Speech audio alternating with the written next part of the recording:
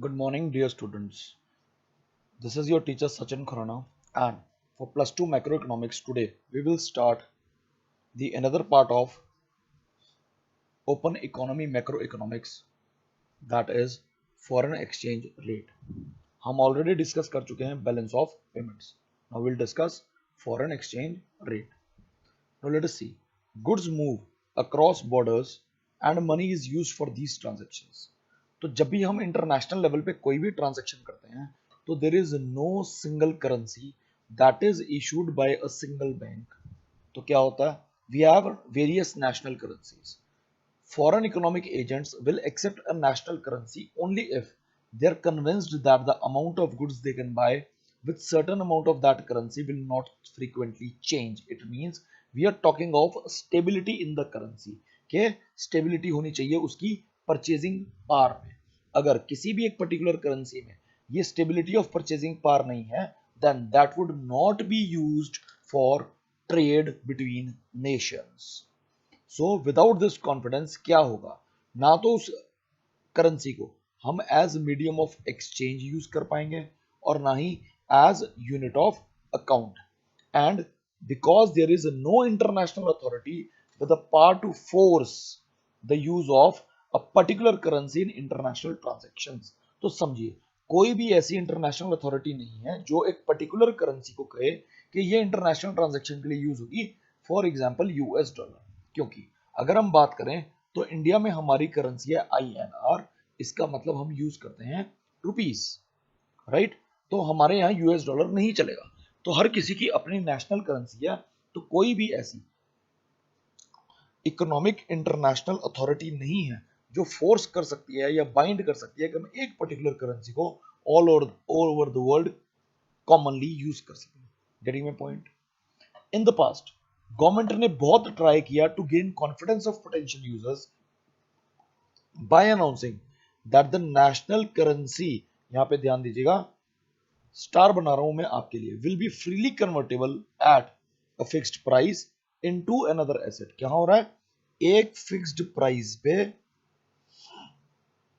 Another asset में. Also the issuing authority will have no control over the value of that asset. Getting my point?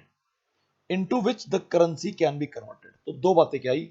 एक तो freely convertible है, second जो भी asset हमने finalise की है उसके ऊपर इशुइंग अथॉरिटी का कोई कंट्रोल नहीं होगा कि उसकी क्या वैल्यू होगी. Getting my point? Example of assets was gold या अदर नेशनल करेंसी. तो इशुइंग अथॉरिटी का कोई रोल नहीं है कि उसकी वैल्यू क्या होगी. That would be independent of that authority. This credibility of commitment is affected by two aspects. अब पहला aspect क्या है? The ability to convert freely into unlimited amounts. क्या है जी? Unlimited amounts. And the second is the price at which this conversion takes place. Getting my point? पहला unlimited amount में हम transport कर सकते हैं, कन्वर्ट कर सकते हैं. दूसरा द प्राइस, वो कौन सा होगा? क्या वो प्राइस स्टेबल है या नहीं है? क्या वो स्टेबिलिटी इन परचेजिंग पावर दे रहा है या नहीं दे रहा? क्लियर है जी? The international monetary system has been set up किस चीज के लिए? दो चीजों के लिए. पहला, to handle these issues and to ensure stability in the international transactions. With the passage of time हुआ क्या? With the increase in volume of transactions, the gold ceased to be the asset into which currencies were converted. Gold की value उधर खत्म हो गई. हमने उसको use करना बंद कर दिया कि जिसमें हम करेंसीज की वैल्यू को कन्वर्ट कर पा रहे हैं. Although some currencies have international acceptability. जैसे हम बात करें यूएस डॉलर की, this is the currency which is most widely acceptable in the countries all over the world. Example, now India wants to import from USA. तो होगा क्या? India would need to know the dollars to complete the transactions. Clear है जी? उसको क्या चाहिए? Dollars चाहिए जिसमें वो ट्रांजैक्शन कंप्लीट करता है. If the price of the good is $10, then she, यानी कि the country, would like to know the cost of good in Indian rupees if price of the dollar in terms of rupee. क्या है वो? कि हमें $1 खरीदने के लिए कितने रुपए देने पड़ेंगे, उसको हम बोलते हैं फॉरेन एक्सचेंज रेट. तो it means the price of one currency in terms of another currency is called foreign exchange rate. यानी कि $1 अगर 50 रुपए का है तो इसका मतलब इसका एक यूनिट लेने के लिए हमें 50 यूनिट्स ऑफ रुपीज लग रहे हैं, और एक यूके पाउंड $2 का है तो number of units. Getting my point? तो हम एक पर्टिकुलर करेंसी के एक यूनिट को जब दूसरी करेंसी के नंबर ऑफ यूनिट्स में कैलकुलेट करते हैं, इक्वेट करते हैं, तो हम उसको बोलते हैं फॉरेन एक्सचेंज रेट या exchange rate. Getting my point? So it is the rate at which one currency can be exchanged for another currency. This is also called external value of foreign currency. Getting my point? Now comes foreign currency या foreign exchange क्या है? कोई भी एक ऐसी currency जो आपके देश की नेशनल करेंसी या डोमेस्टिक करेंसी नहीं है, उसको हम बोलेंगे फॉरेन करेंसी। एग्जांपल, इंडिया के अंदर आईएनआर हमारी डोमेस्टिक करेंसी है या फिर हमारी नेशनल करेंसी है, तो उसको हम बोलेंगे डोमेस्टिक करेंसी। और यूएस डॉलर हमारी डोमेस्टिक या नेशनल करेंसी नहीं है, वो बन जाएगी हमारी फॉरेन करेंसी या फॉरेन एक्सचेंज। तो फॉरेन एक्सचेंज क्या है? It is a stock of, अब यहां पे बात करेंगे दो चीजों की, कौन कौन सी? Foreign currencies and securities and bonds issued by foreign corporates and governments. I repeat, foreign currencies and securities and bonds issued by foreign corporate and governments. अब बात करते हैं फॉरेन एक्सचेंज मार्केट की। तो जिस मार्केट में इस फॉरेन करेंसी का ट्रेड होता है यानी बाइंग एंड सेलिंग होती है, उसको हम बोलते हैं foreign exchange market. Now let us know the participants of this market. They are the commercial banks, the foreign exchange brokers, and other authorized dealers and monetary authorities. Clear है? Now we say that there is a close and continuous contact between the trading centers and the participants deal in more than one market. वो एक से ज्यादा market में deal कर रहे हैं और इन सब पार्टिसिपेंट्स का कंटिन्यूस कॉन्टैक्ट आपस में बना रहता है, they are very close to each other. Now let us get on to the basic concepts. अब बेसिक कॉन्सेप्ट्स क्या कहते हैं देखिए, the very first comes the flexible exchange rate. This is the exchange rate which is determined by free play of market forces of demand and supply। ये हम पहले भी पढ़ चुके हैं कि अगर डिमांड एंड सप्लाई जब अपना रोल प्ले करती हैं without the intervention of the government, उसको हम क्या बोलते हैं? उसको हम बोलते हैं, बताइए, मार्केट इकोनॉमी। तो जब हम यहां पर बात करेंगे तो हम उसको बोलेंगे flexible exchange rate. Besides this, we have two assumptions के इक्विलिब्रियम के अलावा हमारे पास दो assumptions होती हैं। जब भी free play of market forces demand and supply होता है तो हमारे पास एक सिचुएशन आती है एप्रिसिएशन, दूसरी सिचुएशन आती है डेप्रिसिएशन। आइए समझते हैं क्या है। अगर अर्लियर मैं $1 खरीद पा रहा हूं 50 रुपीज में और अब मैं $1 खरीद पा रहा हूं 25 रुपीज में, तो मैं इसको बोलूंगा कि मेरी डोमेस्टिक करेंसी एप्रिशिएट हुई है। क्या हुई है? एप्रिशिएट। या मैं बोलूंगा कि price of domestic currency falls but value of domestic currency appreciates. 50 से 25 हो गया, मैं इसको भी पॉइंट ले सकता हूं, इसको भी ले सकता हूं। अगर ये प्राइस था और वो कम हो गया है तो इसका मतलब पहले मुझे $1 खरीदने के लिए 50 रुपए देने पड़ रहे थे, अब मैं $1 खरीदने के लिए 25 रुपए दे रहा हूं। This means the value of my domestic currency, my rupee, has appreciated. Getting point? It has appreciated. और डोमेस्टिक करेंसी की प्राइस कम है, यानी कि हम कम पे कर रहे हैं उसके लिए, तो फॉरेन करेंसी का प्राइस अब कम पे कर रहे हैं, तो फॉरेन करेंसी क्या हो गई हमारे लिए? डेप्रिशिएट। हमारे लिए, उनके लिए नहीं। क्लियर है जी? तब क्या होगा ये? अब मैं चलता हूं रिवर्स सिचुएशन में कि आ गया हमारे पास डेप्रिसिएशन। अब डेप्रिसिएशन क्या है देखिए, ये है डिमांड, ये है सप्लाई, ये है मेरा पॉइंट ई, मैं यहां बोल देता हूं 50। अब ये हो गया E1 और E1 यहां पे आ गया 100, यानी कि पहले $1 के लिए I was paying 50 rupees, now I am paying 100 rupees. तो इसका मतलब क्या है? The price of foreign exchange has increased, so the value of my domestic currency has decreased. इसका मतलब क्या है? More domestic currency is required to buy a single unit of foreign currency, इसको बोलते हैं डेप्रिसिएशन। राइट? नेक्स्ट आता है fixed exchange rate. यहां पे बेटा आपको ध्यान देना है, जब हम बात करेंगे फ्लेक्सिबल एक्सचेंज रेट की, तो जब भी एक्सचेंज रेट में फ्लक्चुएशन आएगी because of the free play of market forces of demand and supply, the outcomes will be appreciation और डेप्रिसिएशन। लेकिन फिक्स्ड एक्सचेंज रेट यानी कि जब गवर्नमेंट डिटरमिन करती है एक्सचेंज रेट, या हम बोलते हैं due to the intervention of the government, जब प्राइजेस बढ़ते हैं या कम होते हैं तो हम उसको बोलते हैं रीवैल्यूएशन या डीवैल्यूएशन। एप्रिसिएशन में हमारा एक्सचेंज रेट कम हुआ था, वो है फ्लेक्सिबल में। जब फिक्स्ड में बात करेंगे, गवर्नमेंट प्राइस कम सेट करेगी, that will be called revaluation. Flexible में जब प्राइस बढ़ा था, एक्सचेंज रेट बढ़ा था, तो हमने इसको बोला था डेप्रिसिएशन। जब गवर्नमेंट एक हायर प्राइस सेट करती है एक्सचेंज रेट का, that is called devaluation. So earlier you were paying 50 rupees for buying $1. Now you are paying 25 rupees for exchanging it. Earlier you were paying 50 rupees to an exchange $1, and now you are paying 100 rupees to exchange $1. So this is the case of revaluation and this is the case of devaluation. Now, what happens to exports and imports in case of depreciation or devaluation, appreciation or revaluation of domestic currency? Now, let us understand the two concepts. The very first is the nearer and the dearer. Near हम बोलते हैं cheaper या inexpensive और dearer को बोलते हैं हम expensive. Clear है जी?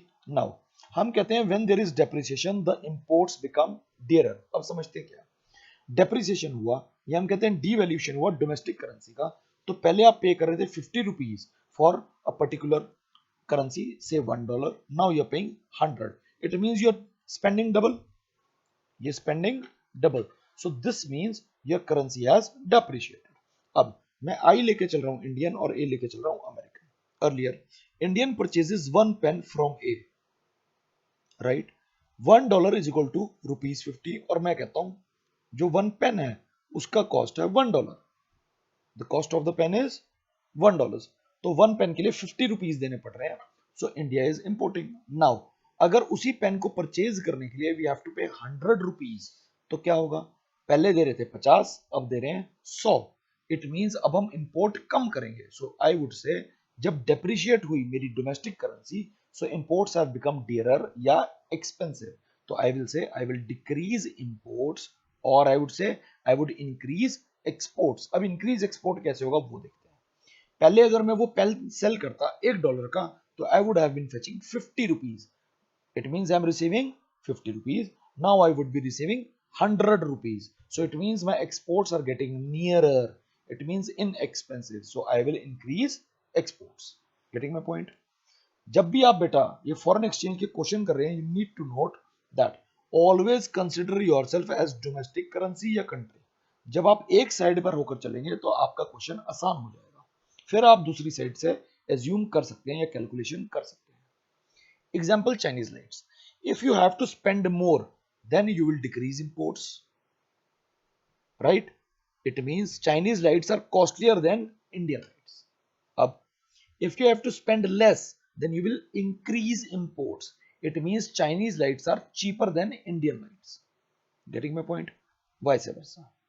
अब देखो, जब चाइनीज लाइट्स आर कॉस्टलियर, तो इट मींस इंडियन लाइट्स, हमारे डोमेस्टिक गुड्स की डिमांड फॉरेन में बढ़ जाएगी, so it means there would be increase in exports, right? And here it would be decrease in exports. Now if you are receiving more, then you will increase exports. Example, domestic country में एक pen 10 का है, आज 20 का है। If you are receiving less, then you will be decreasing exports. This is very easy concept. Now we'll talk of appreciation या revaluation. अगर हमारी करेंसी appreciate होती है या गवर्नमेंट उसका वैल्यू रीवैल्यूएट कर देती है, तो क्या होता है? अर्लियर $1 के लिए you were paying 50 rupees, now you are paying 25 rupees. Getting my point? ये हो गई appreciation. This means you are spending half to purchase the और exchange dollars, that is price या एक्सचेंज रेट गिर गया तो वैल्यू हमारी बढ़ गई। वापस आते हैं इंडियन और अमेरिकन वाले एग्जाम्पल में। अर्लियर अगर इंडियन एक अमेरिकन से पेन परचेज कर रहा है तो $1.50 का है, तो हम कितना पे कर रहे हैं? 50 रुपीज। अब आप कितना पे कर रहे हैं? 25 रुपीज। इट मींस एप्रिसिएशन से इंपोर्ट नियरर होते हैं inexpensive, it means increase in import and decrease in exports, right? Next is earlier I sells one pen to A, यानी कि Indian is selling a pen to American. पहले उसको receive हो रहे हैं 50 रुपीज, क्योंकि एक पेन 50 का है, $1 का। अब हम कह रहे हैं कि आई रिसीव्स 50 रुपीज नाउ। अब वो क्या कर रहा है, $1 था 25, तो एक पेन क्या हो गया, 25 रुपये मिलेंगे। Now we are receiving 25 rupees, it means our exports will fall, our exports will fall, getting my point, and imports will increase, getting my point. Now let us understand why is foreign exchange demanded, or what are the sources of demand for foreign exchange. Important है, what determines the outflow of foreign exchange, तो demanded, sources of demand and outflow, ये याद रखिए। देखिए बड़ी common sense सी बात है, अगर मुझे अब्रॉड घूमने जाना है, so I will demand foreign exchange to pay for it. अगर मुझे कोई भी चीज इंपोर्ट करनी है अपनी कंट्री में, I will demand for it. जब when I will demand, it means I am demanding it for making payments, for making payments. तो जब भी आप पेमेंट्स करेंगे, it means it will lead to an outflow of foreign exchange, an outflow of foreign exchange. First point is import of goods and services. So for making payments, there would be outflow. Tourism. अगर मैं abroad घूमने जा रहा हूं, आप abroad घूमने जा रहे हैं, so to meet the expenditure, you will demand it and it will lead to outflow. आप वहां जाके खर्चा करेंगे। Unilateral transfers or your remittances sent abroad. If I'm sending money to my relative in America, then this is an outflow. I will demand for it. Purchase of assets in foreign countries, अब easy लगने लग गया होगा आपको, मैं demand करूंगा and I will पे for it. Repayment of loan for foreigners, right. तो मैं क्या कर रहा हूं कि अब मैं फॉरेन एक्सचेंज जो है वो किसको दे रहा हूं, फॉरेनर्स को। Speculation, I will buy dollars against payment. अब इसका मतलब क्या है, investment to make gains from the fluctuations in exchange rate. मुझे लग रहा है कि आज 50 रुपीज में $1 मिल रहा है, कल को उसका प्राइस 55 होगा, तो I will demand more. Payment of incomes, it means rent, interest, wages, profit, इसकी पेमेंट करने के लिए I will demand and that will lead to outflow. Direct purchases abroad, it means for studies in abroad, for medical treatment in abroad, getting my point. तो इसका मतलब क्या है कि अगर मैं बाहर पढ़ने जा रहा हूं, मैं बाहर मेडिकल ट्रीटमेंट करवाने जा रहा हूं, तो क्या होगा बेटे, होगा ये कि I will demand for foreign exchange and I will pay, it will lead to outflow. तो total demand for foreign exchanges components हम ऑफ डिमांड बोल सकते हैं, all these 8, right. Now let us understand what are the sources of supply of foreign exchange. Sources of supply, what determines what the inflow of foreign exchange in the country. तो very first comes, वहां था import, यहाँ है export. Export करूंगा तो inflow होगा। Tourism, मैं बाहर घूमने जा रहा था, यहाँ पे हमारे देश में कोई घूमने आ रहा है, तो उससे क्या होगा, इनफ्लो या बढ़ेगी supply. Next comes the remittances, from abroad to abroad में जाएगा, फ्रॉम अब्रॉड में आएगा। Loans from rest of the world, ठीक है जी, तो अब वो क्या होगा, इनफ्लो। इन्वेस्टमेंट आ रही है तो इनफ्लो, स्पेकुलेशन हो रही है तो इनफ्लो, दिल सेल। डायरेक्ट परचेजेस अब्रॉड, तो इसका मतलब अगर हमारे देश में कोई पढ़ने आ रहा है, मेडिकल ट्रीटमेंट के लिए आ रहा है, तो हमारे पास सप्लाई बढ़ेगी, इट मींस इनफ्लो।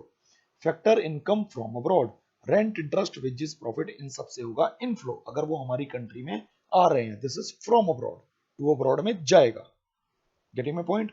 तो सोर्सेज ऑफ सप्लाई हो गए 1 to 8, इन सब का कॉम्बिनेशन, क्लियर है जी। Next comes the foreign exchange market and its functions. क्या है जी, फॉरेन एक्सचेंज मार्केट हम पढ़ चुके हैं, जिसमें ट्रेडिंग होती है फॉरेन एक्सचेंज की। It means the foreign exchange is bought and sold. It is not a place, it is a system that facilitates currency exchange. ये मार्क कर लीजिए, important, right. There are 3 functions. The very first is the transfer functions. It means transfer of purchasing power. एक currency हम दूसरे currency में convert कर रहे हैं, तो उसमें परचेजिंग पावर आ रही है। एग्जांपल, अगर मैं अमेरिका से डॉलर्स कमा कर लाया और इंडिया में आके, यमुनानगर में आके मैंने सचिन खुराना ने पैसे खर्चे, तो इसका मतलब मुझे मिली परचेजिंग पावर, क्योंकि मैं उसको कन्वर्ट कर रहा हूं इंडियन रुपीस में। Next is the credit function. Credit function ये है कि जब भी आप बिल्स ऑफ एक्सचेंज का यूज करते हैं या क्रेडिट परचेज होती है, तो ये होता है हमारा credit function. Next is the hedging function. हम हेजिंग का मतलब समझते हैं कवरिंग द रिस्क और risk protection against what, fluctuations in foreign exchange market. Clear है जी? कि मुझे लग रहा है कि जो भी मैंने डॉलर में इन्वेस्टमेंट किया है इन टर्म्स ऑफ रुपीस, तो वो मेरा घटने वाला है या बढ़ने वाला है, तो मैं या तो पहले ही उसको सेल कर दूंगा या मैं और परचेज करूंगा। क्लियर है? वो हो गया मेरा covering the hedging function. Next is the types of foreign exchange market या operations in the foreign exchange market. We have the very first, that is the spot market or the current market, and the second comes the forward market. spot market क्या है? आपको तीन चीजें ध्यान रखनी है, deal, rate and delivery. Deal आज हो रही है, रेट आज फाइनल होगा जो आज का है, और डिलीवरी ऑफ स्टॉक यानी कि जो यूएस डॉलर है या कोई भी जो फॉरेन करेंसी है वो आज ही होगी, राइट? ये इंडियन करेंसी है तो वो आज ही होगी, डोमेस्टिक और फॉरेन, ये परचेजिंग और सेलिंग। तो स्पॉट मार्केट बोलते हैं इसलिए करंट मार्केट। डील आज हो रही है, रेट आज का, डिलीवरी भी आज है। फॉरवर्ड मार्केट, डील आज हो रही है, रेट हम आज डिसाइड कर रहे हैं, वो रेट कम या ज्यादा ये सेम हो सकता है आज के कंपैरिजन में, लेकिन डिलीवरी ऑफ स्टॉक होगी कब? फ्यूचर में। क्लियर है जी? और इसका एक पर्पस हो सकता है हेजिंग। क्या हो सकता है जी? Hedging. So dear students, thanks for the day. I hope the concept is clear to you. If you have any genuine comments, go to the comment section, post your doubts, and that would be resolved. Thank you and have a nice day. Bye bye.